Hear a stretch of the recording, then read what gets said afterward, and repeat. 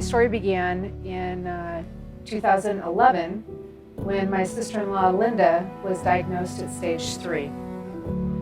I watched her have a double mastectomy, chemo, and radiation.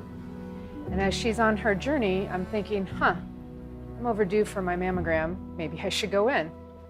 And lo and behold, I went in February of 2012, and we found my lump that I could not feel at the time. It started out as a series of, let's just watch it and see. So 6 months later, I go back for a second one. And at this point, I've done a couple of ultrasounds and several doctor's appointments, and you kind of get to know what things look like. And my lump had changed. Finally, in December of 2012, my doctor says, you know what, let's just take that out. My kids were, I believe, 11 and 9, and telling them it was not easy the first time around, but thankfully my husband and my children were awesome. I had a great family support system the whole way through. We get done with it the first time, and life is good. I go in for my annual checkup. 2 days later, I get a phone call that took me to my knees. And it was the nurse just kind of, la-ta-da, oh, by the way, there's a lump that looks suspicious, which to someone who's never had breast cancer probably isn't that big of a deal.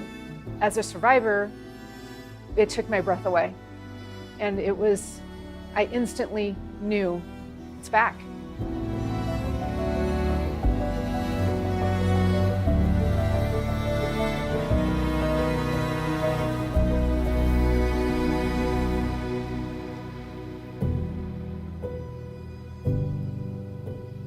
My name is Stacy Bavona, and I do not have cancer, but according to my genes, I will. My story truly begins with my paternal aunt, and she was diagnosed with breast cancer, and she won many battles, but ultimately she lost her life. My father, which was his sister who passed, he did the genetic testing and tested positive for the same gene, which is the BRCA2, BRCA2. And that particular gene is one that is breast cancer, ovarian cancer, and prostate cancer. So it would also affect him as well. For me, it was no question. I wanted to be tested, so I did, and I lost the genetic lottery and tested positive.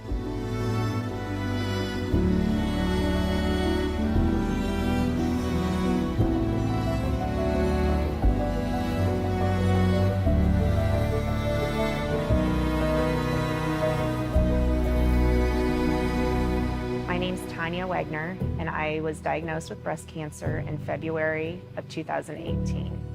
It was not something that I expected, not that anyone ever does. Breast cancer is not really in my family.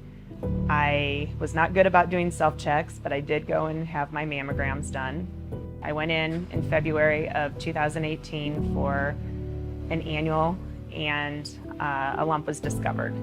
And from there, had the biopsy and a long string of doctor's appointments.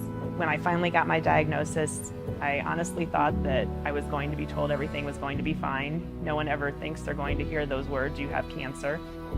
I was surprised to find out that my mammogram was not covered because it was a diagnostic, which was a big shock to me.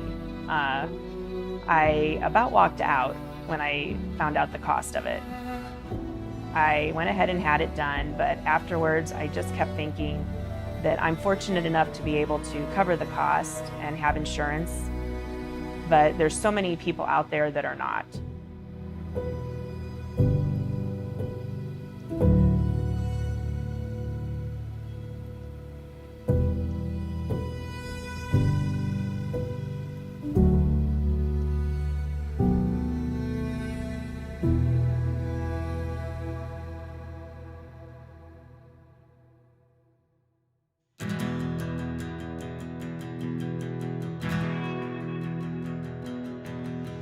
So once my surgery was all finished and radiation and I had rested up and all of that, we got a group of people together and we started the Forever Pink Foundation.